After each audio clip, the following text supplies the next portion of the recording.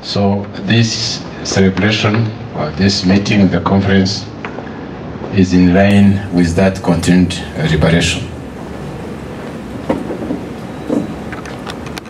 We want to liberate ourselves to get an African that is dignified, that is wealthy, in a unified, peaceful, and strong Africa. I recognize that now, from the statistics, 65% of the African GDP is created by women. That makes women powerful for us. We need to celebrate that one. And we know, traditionally, in a household, it's the woman who is the maker of things. You make food, you make clothes, you make babies, and that's a foundation for you to be makers of industrial goods.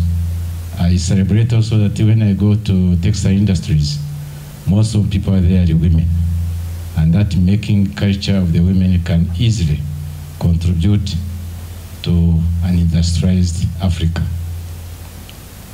But to organize that one, to raise it to a higher level, I propose 4 structures and systems that we need to develop.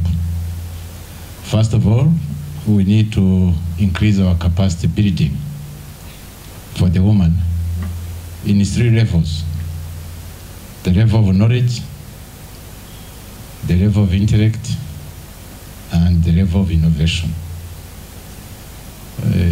Iyo mivuze mu Kinyarwanda nibwo nje mbyumva cyane. Ahanini mu mashuri yacu dushaka y'ubumenyi, bakatwigisha ibintu tukabimenya nyine, tukaba ko tubizi, tukabona doctorate, tukabona n'ibindi. Haya ni impamya ubumenyi tukazibona. Tugomba rero gushyiraho indi level. Iyo bavuze bati afite ubumenyi ariko ni umuhanga, ni ukuvuga ngo ushoboye kuba wahanga ibintu bishya bigendanye n'ubumenyi wagize. Ahanini rero dukunze kugira ubwo bumenyi tukumva aribwo twagurisha gusa, budakoreshwa kugira ngo dukore ibintu bishya. The second one we should work on is changing our financial mindsets. Again, what the statistics indicate that the worst savers are Africans. The best are Chinese, followed by Indians and Japanese. The worst are Africans. We are more into consumption. So we need, again, I can come back to the cultural attributes of a woman as a saver. So we need to work on our habits. meet our needs first and appreciate and focus on wealth generation for our families and our countries. The third strategy should be an independent thinking.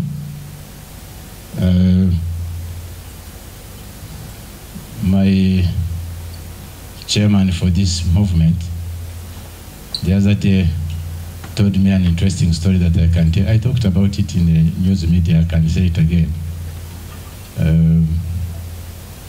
That a young man married a young woman. They went to a wedding. But the woman had changed the hair, had changed the eyelashes, had changed the coloring of the lips, had changed the size of the breasts, had changed. So after the wedding ceremony, they went to the bedroom, and all those were removed.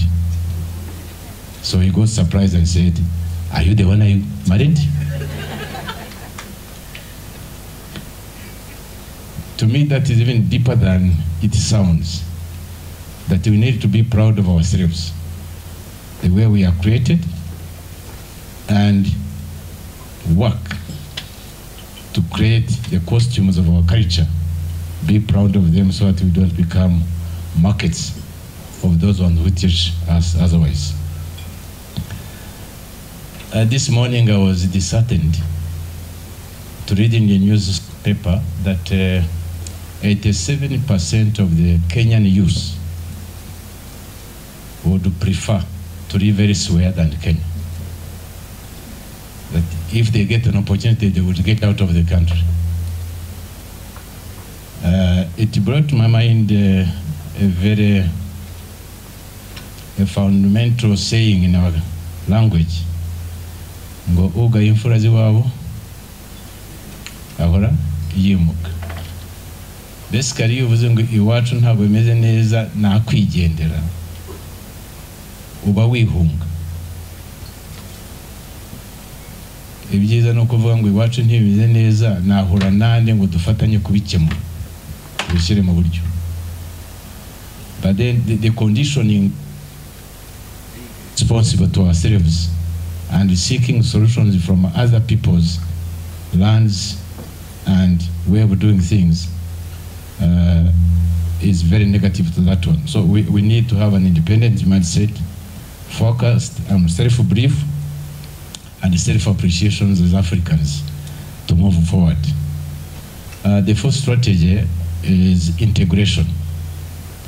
That we need to go beyond the fragmentation we see in Africa, both physically with borders and mentally within ourselves, because we see each other as different from one another, and yet we are all Africans.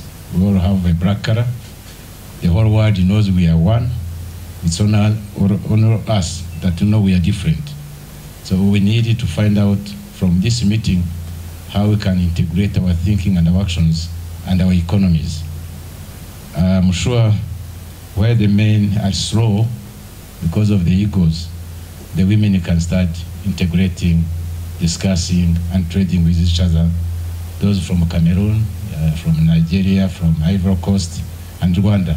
Possibly the other countries that are here can work out a way of starting corresponding in trade and manufacturing. For the African liberation, the next frontier is going to be economic. And I believe women can lead us in this evolution towards nurturing an environment for a happy and confident African child. Ladies and gentlemen, the future is in our minds. We can create it with our hands.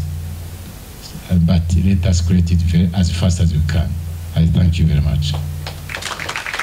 Opportunities to work together. That actually it authorizes you to go to the ministries of trade and just make them like, you know, don't sleep, because you have to demand that actually the commitments that they have put in those agreements, in those protocols, we are empowered to leverage that. That is the level of responsibility women must have so that they can go and demand and seek to know and organize so that we can find solutions among ourselves. I'm glad to know and to, witness that the family expertise is coming to Rwanda. I had the opportunity to learn about them just last year or a couple of years back, and the concept is so good, it's so unique, because it's looking inwards, what we can do ourselves so that we can help each other, pull each other up. And we know no one can be a master of everything. You have a skill, you have an expertise, we must create that market of needing each other. That's how integration is going to work. Because if you don't leverage what someone else has to offer, then what we are talking of market is meaningless, because the market is there, because there is a supply and there is demand. On doit avoir l'offre et la demande. Et on doit créer ce marché entre nous. C'est-à-dire que je dois consommer ce que tu produis, que ce soit un service, que ce soit ces bijoux, que ce soit ces belles robes. Et toi aussi, tu dois faire de même. Parce que peut-être je suis dans l'agriculture, parce que peut-être je suis dans le renforcement des capacités. Et tout ça, c'est ça. Il faut que nous intégrions, il faut que nous fassions de façon que les marchés soient intégrés et on s'autoconsomme.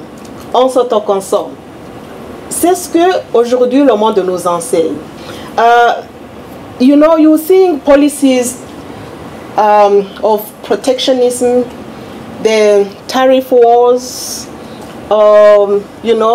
that it's coming back. It's coming back, and I'm glad it is, because it's like a wake-up call. It's like bayikutumena amazi akonje kugira ngo dukanguke tuve mu bitotsi, right?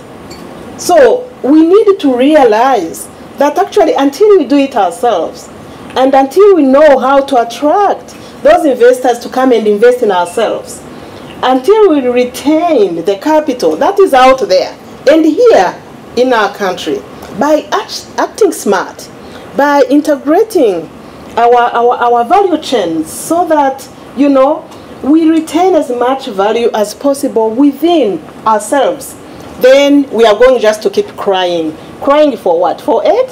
What is aid? And all these years aid has been around. What did he do? Did it do that actually had transformative capacity to take us to a better stage? We need to realize that the cure is saving. I really confess what the chairperson mentioned. We need to save. We are not. We need to pay taxes for our countries. We are not paying enough taxes. Of course, that is a very bad word when you talk to business women, especially in the small and medium enterprises. But if we don't pay our taxes, where are we going to get money? Because we are enjoying money of other taxpayers. And those taxpayers are telling their leaders, we are not going to vote you anymore in office because, we need services here. When you travel, you realize actually that, le monde est à l'envers aujourd'hui.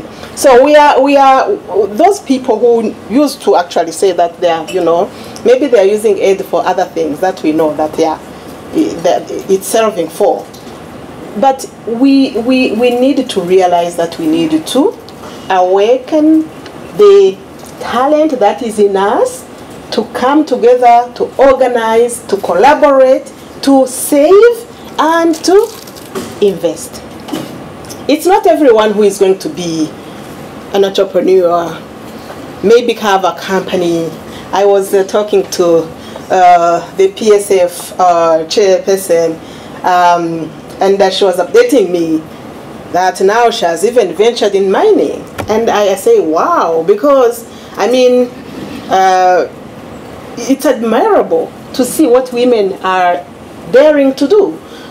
But it's not everyone who can do that. But we can do other things. But we can come together. I see Rugori here, Investment Network. That makes me proud, because the concept of Rugori started more than 10 years ago, and we struggled to have it take off the ground. But it's coming.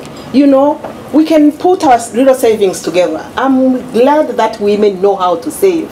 In Vimina, it's in there. You put there your small amounts, and big, and bigger and bigger and bigger, and then come together. Let's maybe have a fund that can be taking equity in other companies that, you know, someone knows how to do it, but we have the funding. Or we have the expertise. We need to create centers of services, because our SMEs are so tiny, so that for some overhead costs, it doesn't make sense for each and every company to have this HR, to have this PR, to have this accountant, to have this lawyer, but we can create centers of services where the small companies can just go, pay like as you earn, me to you or something, you know, just procure the service that you need, that is proportionate to your size and to your balance sheet, so that you don't break your back. So those are the things that we need to know how to do. And as you do, you create businesses. You become a business, and then people will just be coming to pay you, so that you do those services for them.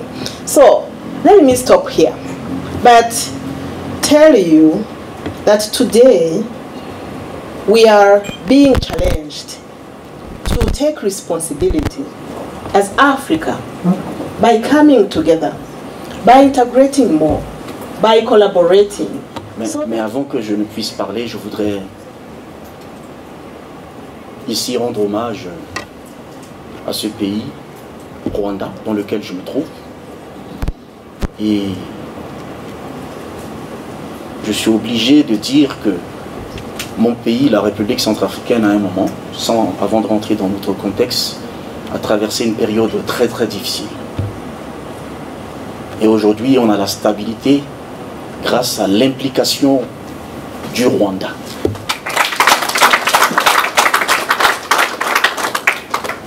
Le Rwanda a été à nos côtés.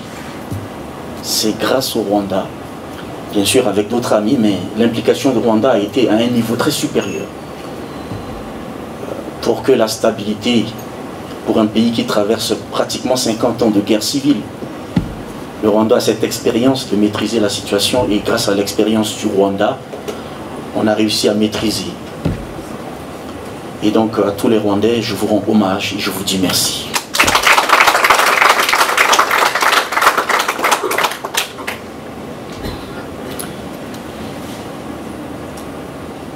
Le thème principal qui nous réunit aujourd'hui, c'est le leadership des entreprises africaines au niveau mondial. J'ai aimé, quand ma prédécesseur ici a dit que l'Afrique, c'est à nous, c'est pour nous. Il n'y a personne qui viendra relever l'Afrique de ses cendres. C'est l'Africain qui doit se réveiller. J'ai regardé les chiffres en termes de production de l'année 2024. Les entreprises purement africaines installées en Afrique ont produit pour environ 600 milliards de dollars. Mais les entreprises étrangères implantées en Afrique dans l'écosystème entrepreneurial ont produit, elles, 800 milliards. Ça, c'est la production globale. Si vous voulez, dans un ordre de grandeur, les entreprises étrangères implantées en Afrique représentent autour de 53 à 54% de production. Alors que les entreprises purement africaines, créées, entretenues, soutenues par les Africains entrepreneurs, nous ne représentons que difficilement 45 à 46% de production. Nous ne pouvons pas être leaders dans le monde si nous n'avons pas encore été leaders chez nous.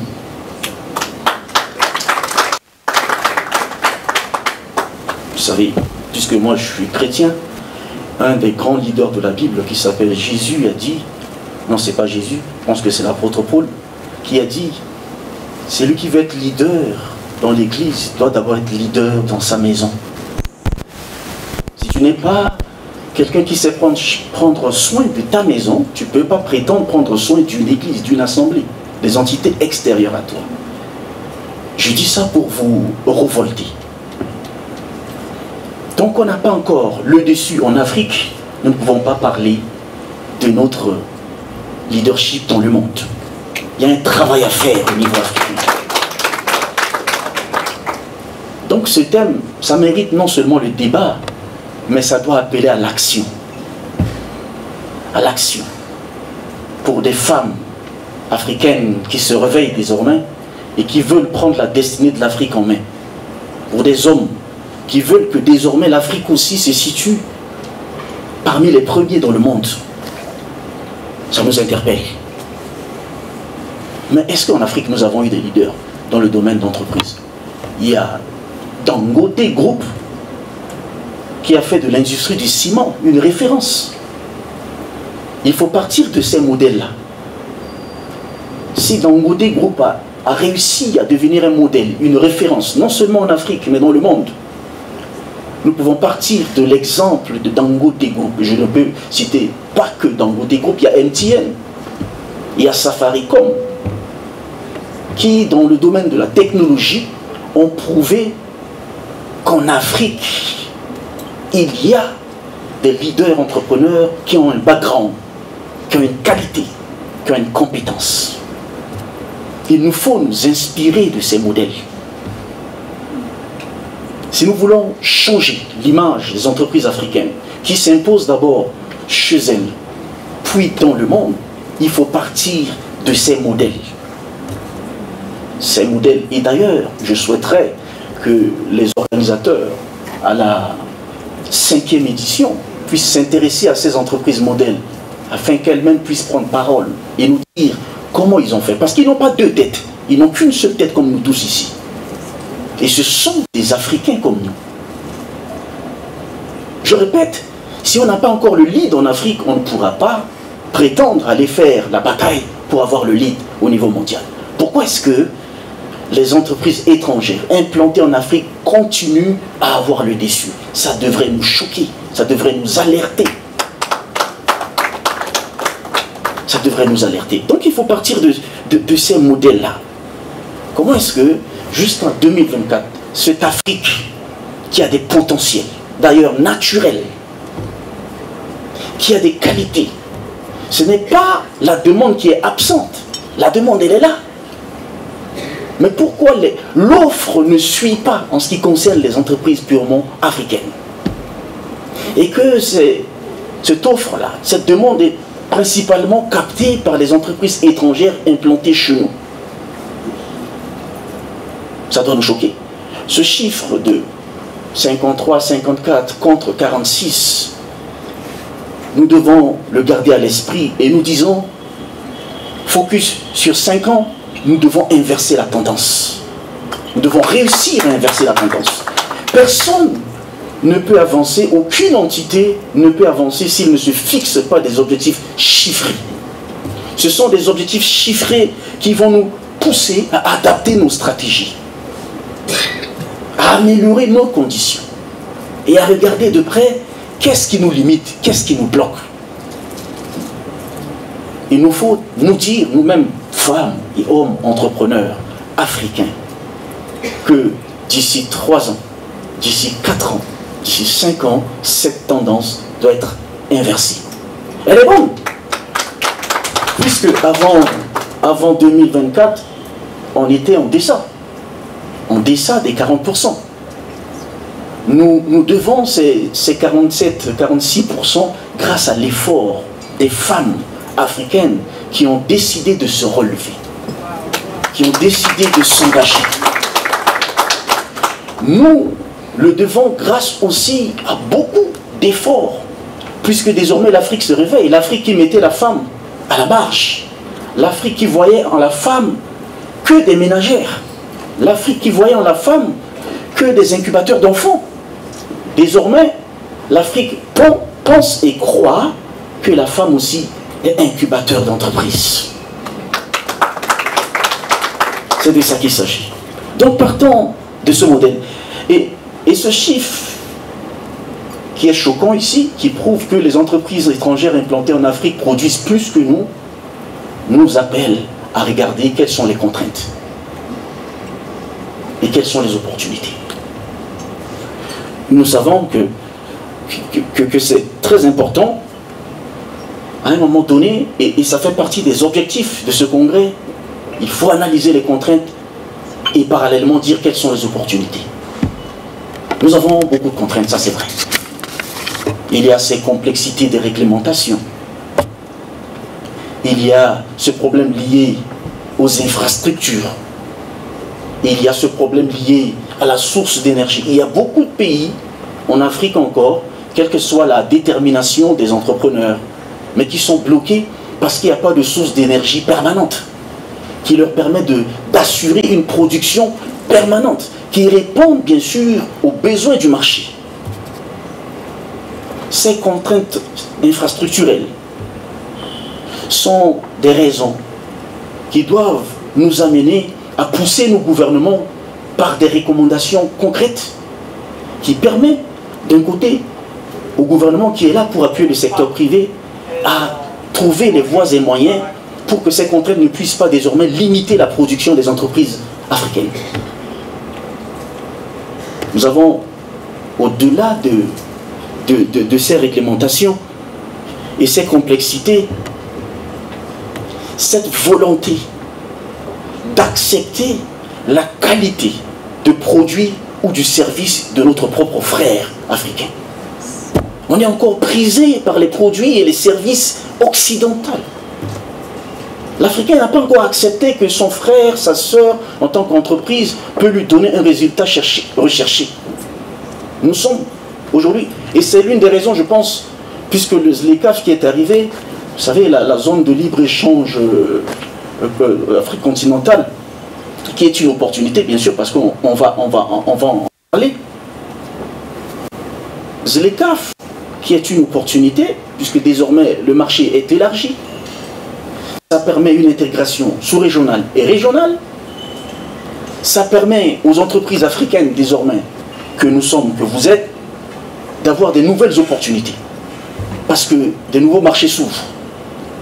Plus on a de nouveaux marchés, ça nous pousse à augmenter nos productions, que ce soit en produits, que ce soit en services. Mais l'Africain ne consomme pas la production de l'entreprise africaine. Pourquoi l'Africain ne croit-il pas en lui-même? Pourquoi l'Africain ne croit-il pas aux produits issus des entreprises nées des Africains? Quelque chose nous fait comprendre que tellement on a été dominé par la colonisation qui nous a inculqué que c'est ce qui sort de l'Occident qui est supérieur. Je dis, ce n'est pas le cas de Rwanda. Les États-Unis, la France, c'est du verbiage. Dans les faits, les femmes sont discriminées. Je me demande même si les États-Unis ou la France ne doivent pas venir apprendre du Rwanda le modèle de l'intégration du concept de genre. Vous allez me dire, oui, ben, 63% des femmes au Parlement, ça c'est encore politique. Mais dans le secteur privé, j'ai regardé les chiffres, peut-être que je suis encore en retard, on me parle de 40% des femmes qui ont accès aux postes de décision. 40%. Même en France, ça n'atteint pas encore 31%. Vous ne faites pas attention à ces chiffres, moi je suis trop chiffre. Je suis trop chiffre. Et donc, nous devons nous inspirer de ces exemples. Nous qui sommes venus d'ailleurs, de Centrafrique, je ne sais pas, du Mali, je ne connais pas tous les pays qui sont là. Mais sans vouloir faire l'éloge du Rwanda, nous ne sommes pas ici de manière anodine. Nous sommes ici pour apprendre ce modèle-là. Grâce à des politiques proactives, avec des démarches méthodiques, mais encadrées par des textes réglementaires, le Rwanda a su mettre la femme rwandaise en valeur. Il y a une semaine, je discutais avec la représentante spéciale du secrétaire général des Nations Unies, qui est une Rwandaise. Je lui posais la question. Bien sûr, ça l'a fait marrer, ça l'a fait rire. C'est une femme très dynamique. Hein. Une Rwandaise, mais très très dynamique. Tu la vois, mais partout. Elle a changé l'image des contingents des Nations Unies qui sont de plus en plus rejetés dans d'autres pays. Elle a réussi, depuis 3 ou 4 ans qu'elle est là, elle a changé l'opinion du public sur la présence des troupes onusiennes. Parce qu'elle a mis en place une stratégie qui fonctionne. Sa stratégie consiste à faire comprendre aux citoyens lambda que les troupes des Nations Unies sont là, non seulement pour ramener la paix, mais aussi parce qu'il y a des composantes comme ça dans leur projet, mais aussi pour booster l'économie nationale. Et il a réussi à faire accepter les troupes onusiennes qui étaient en train d'être rejetées comme ils ont été rejetés au Congo démocratique. Et j'ai demandé à cette dame, il y a une semaine ou 5 jours, comment vous avez fait? Parce que moi j'avais que ce chiffre de 50%. Je corrige aujourd'hui. Elle ne m'a pas corrigé non plus. Parce que je dis, comment vous avez fait pour que cette société africaine en général qui est misogyne, qui pense que la femme n'a pas sa place dans les décisions, dans des grandes instances de décision, comment vous avez réussi ce défi pour que la place de la femme soit représentative? Et elle m'a répondu, c'est de la volonté politique d'abord. C'est pourquoi je voudrais quand même acclamer le grand leader rwandais Paul Kagame. Mais pour que la volonté politique arrive, de sorte que dans chaque pays, on puisse réellement faire la promotion du genre pour le développement au niveau régional, va falloir que les entités telles que les 70 femmes d'expertise d'Afrique fassent des recommandations fortes auprès des gouvernements de chaque pays. Les 70 femmes entrepreneurs, femmes d'expertise Afrique, écoutez, je vais vous dire aujourd'hui que vous êtes désormais un groupe de lobbying. Si vous voulez que les donnes changent dans le secteur privé pour les entreprises africaines, vous devez devenir désormais un groupe de lobby capable de faire des recommandations et d'imposer au gouvernement que c'est désormais la ligne à suivre. Parce que la promotion du genre, si au Rwanda, ça a une avance, mais dans beaucoup de pays, c'est encore du retard. Généralement en Afrique, on parle de 30% de la place de femmes dans les instances de décision, mais le Rwanda a explosé en termes de chiffres. Dans mon pays, on n'a pas encore dépassé les 27%. J'espère qu'avec ce modèle rwandais, on va s'inspirer. Mais on a besoin de faire la promotion du genre dans ce modèle qu'on veut désormais inculquer dans tous les pays africains pour que nos entreprises puissent avoir leur place et devenir le leader en Afrique. Il faut aussi le renforcement des compétences. Il doit y avoir à la fin de cette activité des recommandations dont les déclinaisons poussent à des formations. Les 70 femmes d'expertise d'Afrique doivent collaborer avec des académies, des centres de formation, pour qu'il y ait désormais des renforcements de capacités dans le mode de gestion de nos entreprises, dans le leadership. Ça peut se faire. Ne soyez pas limités à des discours ici ou à des prises de parole ici, mais soyez en mesure de diversifier vos actions auprès d'être en contact avec des grandes académies africaines pour leur dire qu'il faut adapter le mode de formation, l'adapter à la réalité. Nous avons encore des modes de formation dans beaucoup de pays qui sont coloniales, qui ne s'adaptent pas à la réalité. On continue à éduquer comme par le passé. Dans beaucoup de pays, Parce que le cas, j'en mentionnerai plus tard, le Rwanda sort de ce contexte-là désormais. Il n'y a pas que le Rwanda, il y a d'autres pays que je peux citer aussi. Mais dans beaucoup de pays, dans bien de pays africains, la mentalité coloniale continue à prédominer, même le marché.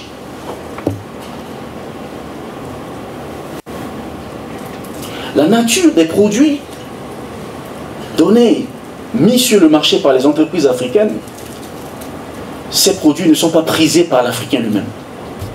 On continue à faire confiance aux produits des entreprises occidentales, des entreprises asiatiques. C'est pour ça que nos marchés sont pollués par les produits chinois, par les produits européens, par les produits américains. Il y a déjà même en Afrique des pays qui commencent à réaliser des marques de véhicules. Est-ce que vous savez ça?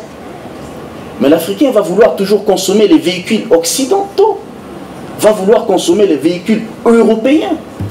Parce que ces marques ont été tellement implémentées dans notre esprit que nous pensons que ce qui sort après n'est pas meilleur que ce que nous connaissons avant. Puisque la peur de l'inconnu nous amène à ne pas accepter le produit africain. Étant donné que nous sommes habitués à consommer le produit occidental et le produit asiatique. La confiance et la foi dans la production des entreprises africaines, c'est cela qui va nous pousser à commencer à être leader. Quand je vais accepter, et je pense que ma prédécesseur l'a dit ici, quand je vais commencer à me dire qu'il faut que je consomme africain, c'est là le réveil de l'entrepreneuriat africain. Le réveil commence par le fait que dans toute une chaîne de valeur où les entreprises sont interdépendantes, je n'utilise pas des intrants, des matières premières qui sont produites par les entreprises occidentales. Je commence par m'interroger si j'ai besoin d'une matière première, si j'ai besoin des intrants, si j'ai besoin des produits intermédiaires. Je m'interroge d'abord si en Afrique, je ne trouve pas d'entreprise qui produit ça.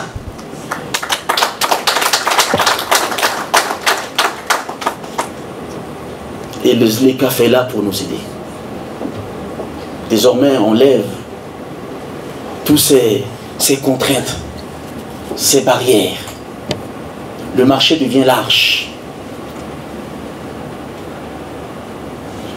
Nous devons profiter de l'implémentation de ZLECAf pour dire c'est un levier qui va désormais nous pousser à commencer à ne consommer qu'africain.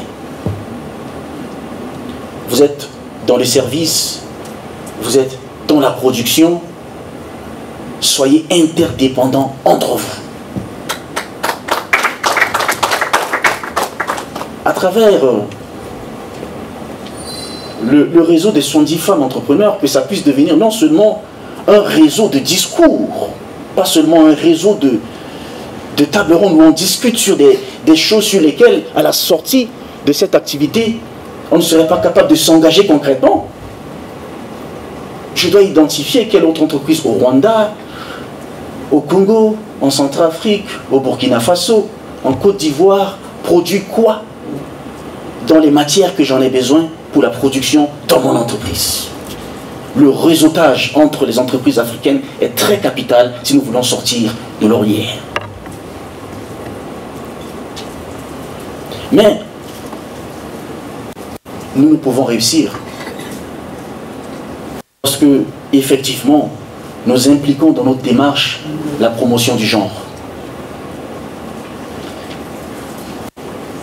Ce n'est pas un secret de Polichinelle que, en termes de proportion, le nombre des femmes africaines dépasse le nombre des hommes. Ça, c'est une énergie. Ça, c'est une ressource. Nous commençons bien. Mais nous devons aussi penser que la femme africaine que vous êtes, dans mon pays, je discute avec la plupart des entités qui s'occupent, quand ils ont des demandes, je leur demande de faire une discrimination positive. Pour booster les femmes entrepreneurs, je demande aux plus gros clients du secteur privé que lorsqu'il y a un marché, je préfère qu'on puisse prioriser les entreprises dirigées par les femmes. savez ça? Parce que très peu. On manque de confiance en Afrique pour les entreprises dirigées par les femmes. C'est l'une des raisons qui fait que si vous prenez dans un ordre de grandeur, les entreprises qui sont dirigées par les femmes ont de moins en moins confiance vis-à-vis des clients. On leur octroie difficilement les parts de marché. Et dans mon pays, le cas est plus grave. La part de marché grattée par les entreprises dirigées par les femmes représente difficilement 6%. Mais j'ai changé la tendance. Parce que je ne suis là que depuis 2 ans. Et depuis 2 ans, nous sommes partis de 6% à 11% cette année. Mais il faut mettre en place un mécanisme de cette méthode que j'appelle une discrimination positive. En essayant de mettre en relief le rôle de la femme dans la société. Je voudrais, encore une fois de plus, mais jeter des fleurs. Je disais à l'une des organisatrices ce matin que le fait de placer cette activité à Kigali, au Rwanda, n'est pas anodin, ce n'est pas le fait du hasard. Parce que dans la démarche de l'implication, de la croissance inclusive, le Rwanda est un modèle dans le concept de genre.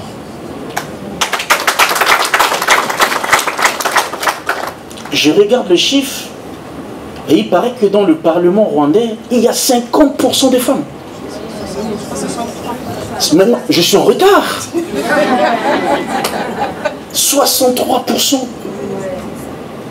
Mais c'est un exploit.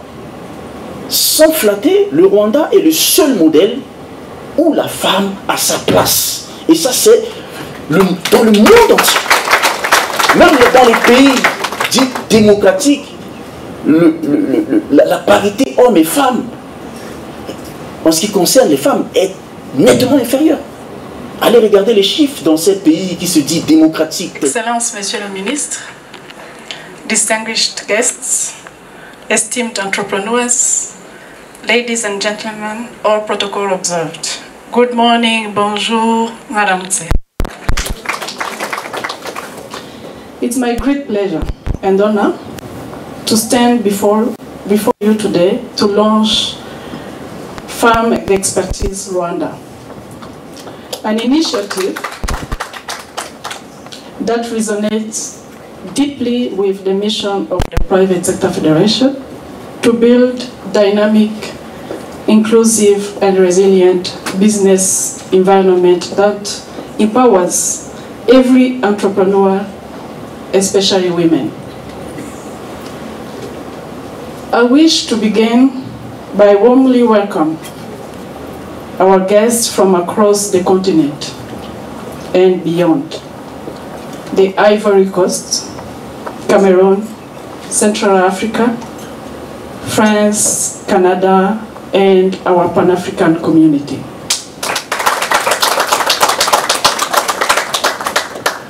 Your presence here today is a testament to the growing solidarity and commitment to women-led innovation and enterprise in Africa. Today, we are not just launching a network. We are affirming a vision that women's expertise is not only valuable, it's essential to the economic transformation of our continent. Rwanda has long understood that empowering women is not a favor to be granted, but a smart investment in the prosperity of our society. At PSF, we continue to champion this belief, and this platform is proof that the movement is growing stronger. As we celebrate the continental rise of women in business, while doing this, let's ask ourselves what systems, partnerships, and policies are we building to ensure that this rise is sustainable? The answer lies in collaboration. it has been mentioned by different speakers before me, between public and private sector, between nations, and between men and women, who understand that inclusive growth is shared growth. The journey ahead requires more than inspiration. It demands strategy, ethical leadership, and access to resources. This is why today's sessions on reducing dependency on aid, peace, digital trade, and alliances are not just relevant, they are urgent. The Private Sector Federation, we are committed to continuing this conversation beyond this room and to ensure that platforms like Farmed Expertise are integrated into our planning and support programs.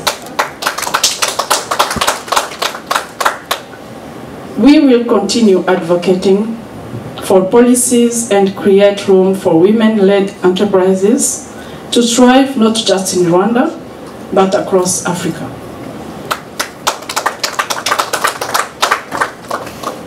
Let us leave here not only inspired, but determined to do more, to mentor, to invest, to collaborate, and to build.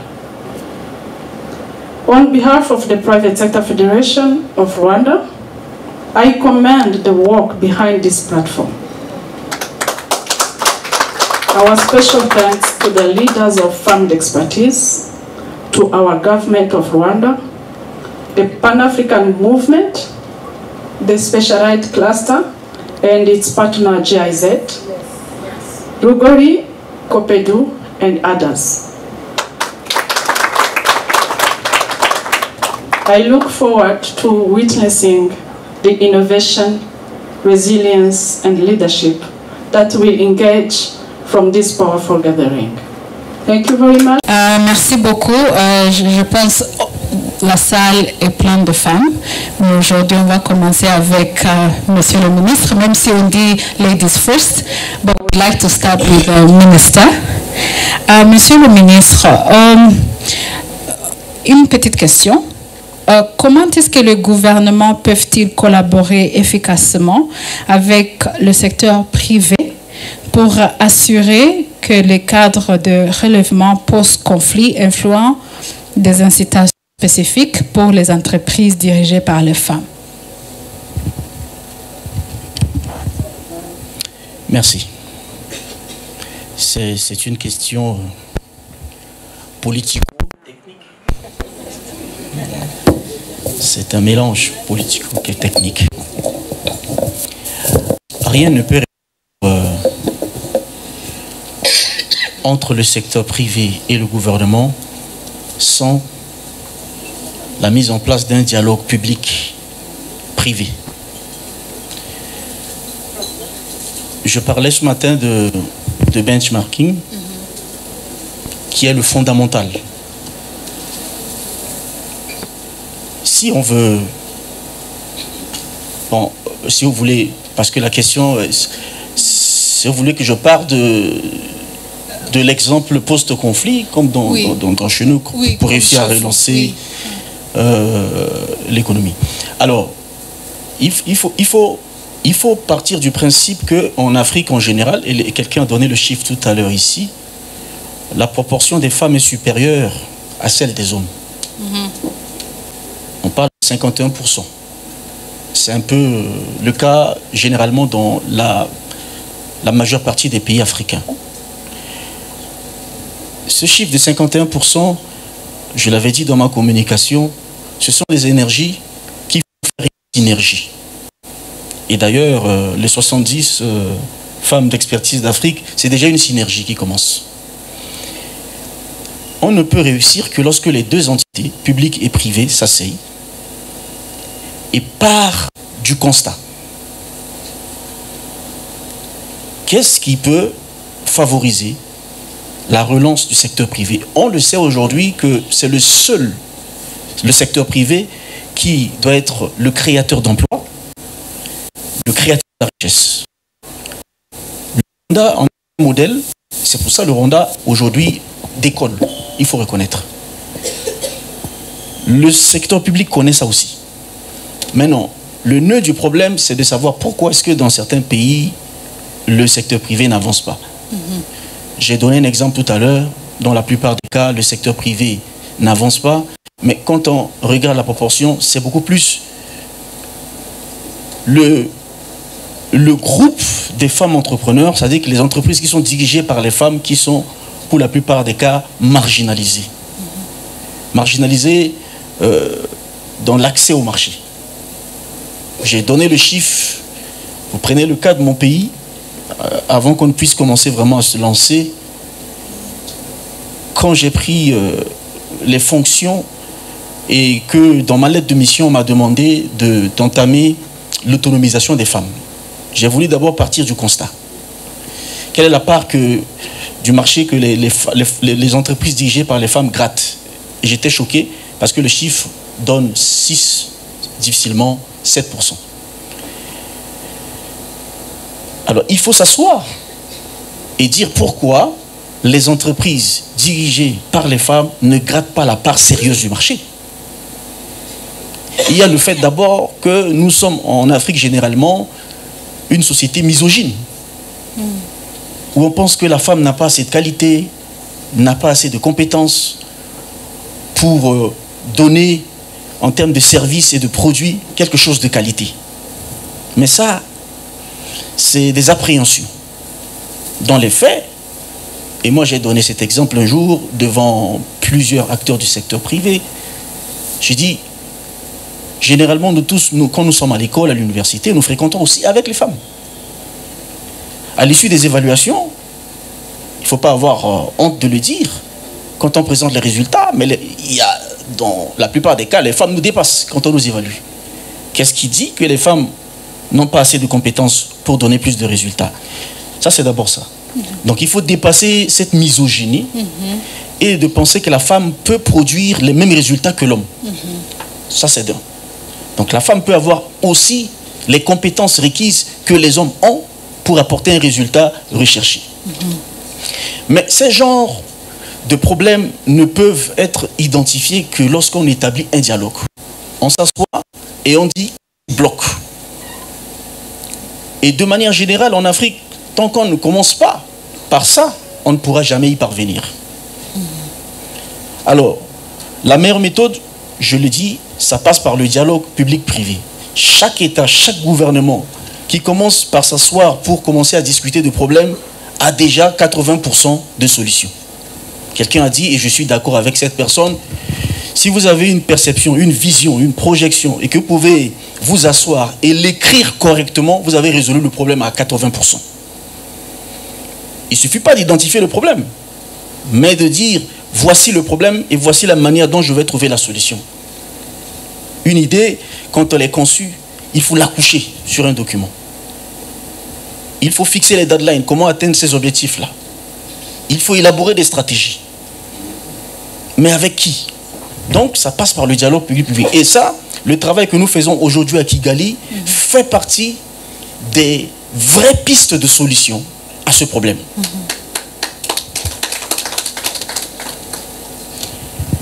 J'ai parlé un jour dans un forum en évoquant la force que dispose la femme.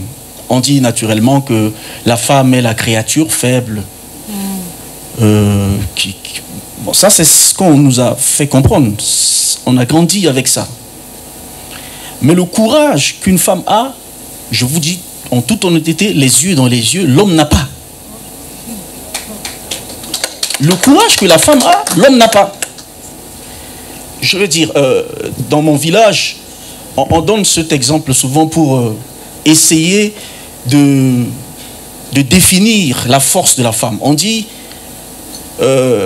s'il y a un lion qui sort là et qui se cache sur la chaussée, et que ce lion est capable de dévorer tous les passagers, dès que l'enfant d'une femme est malade, la femme est capable d'aller affronter ce lion pour amener son enfant à l'hôpital. La détermination que les femmes ont dépasse la détermination de l'homme. C'est juste une conception naturelle avec laquelle on a grandi et ça crée ce préjugé sur les femmes. C'est pour ça qu'il faut qu'en Afrique en général, chaque gouvernement s'assoie avec les groupes des femmes entrepreneurs pour discuter des vrais blocages qui font que les femmes ne sont pas vraiment prises en compte dans ce que nous appelons une croissance inclusive. Mais aussi, il y a ce côté dont la présidente a fait mention tout à l'heure, l'individualisme. Quand il y a un marché, par exemple, il y a un marché et que vous savez que votre entreprise n'a pas la capacité financière de pouvoir réellement capter ce marché, il faut être en mesure de travailler en société. L'Africain, je ne sais pas si c'est naturel, mais c'est le cas un peu partout. J'ai regardé les chiffres. Difficilement l'Africain accepte de travailler avec l'autre. S'il y a un marché et que votre entreprise n'a pas les compétences requises, en fait, pas les compétences, mais les capacités financières pour pouvoir faire face à l'offre qui se présente à vous, de manière à ce que vous captez le marché. Mais il faut faire appel à l'autre entreprise. Les femmes vont aussi créer cette discrimination parce que déjà les hommes le font. Les hommes le font. C'est pour ça aussi, dans mon pays, j'ai réussi, il y a 1 an, à mettre en place le réseau, la fédération des femmes entrepreneurs. Pour leur dire, s'il y a un marché, c'est moi qui vous signale. Tous les marchés d'État, puisque j'ai prôné la discrimination positive, je veux que ça soit orienté. Même si une société dirigée par une femme n'a pas les compétences, n'a pas la capacité financière pour capter le marché, je dis, mettez-vous en réseau à 2 ou à 3 pour pouvoir arracher ce marché-là. Wow.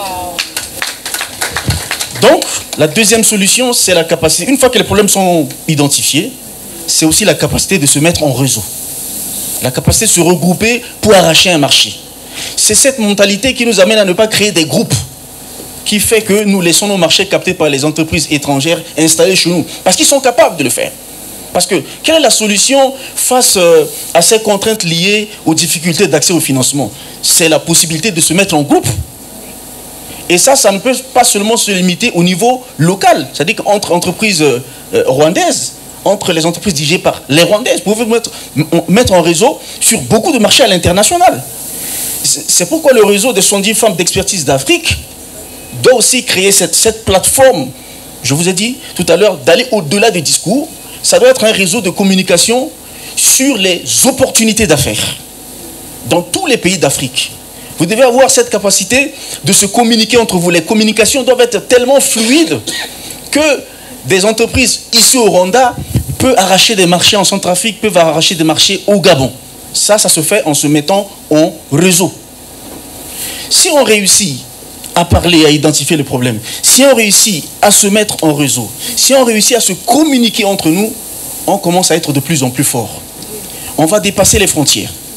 Le ZLECAf, je l'ai mentionné tantôt, aujourd'hui arrive. J'ai échangé avec une entrepreneuse tout à l'heure qui évaluait la possibilité d'importer le coton de la Côte d'Ivoire parce qu'elle est dans le textile.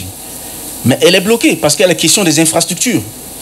Nous savons aujourd'hui que même si la Côte d'Ivoire a la capacité de produire autant de coton comme mon pays, qui produit de coton, mais cette difficulté des infrastructures routières, tout simplement, il n'y a pas un réseau routier fiable qui permet d'importer à moindre coût.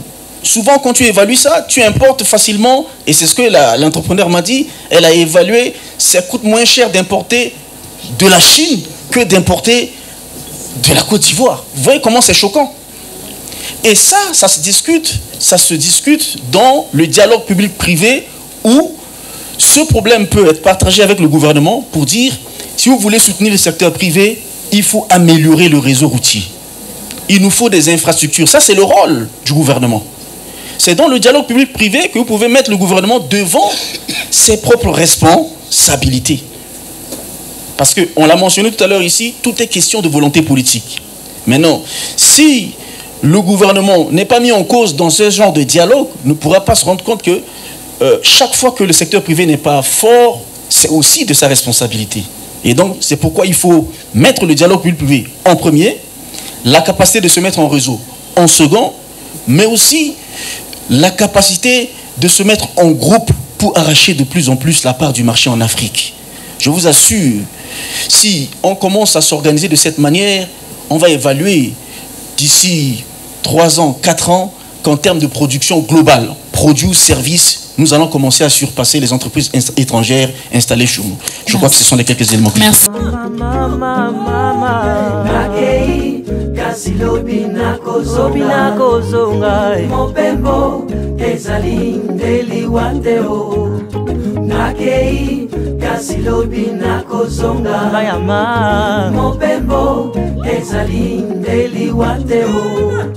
Totika bamboka musika tokende koluka bomoima tokoma mitelengano na mboka mopaya nani ya sunga yo pasi na pasi nakei kasi lobi na kozonga atandele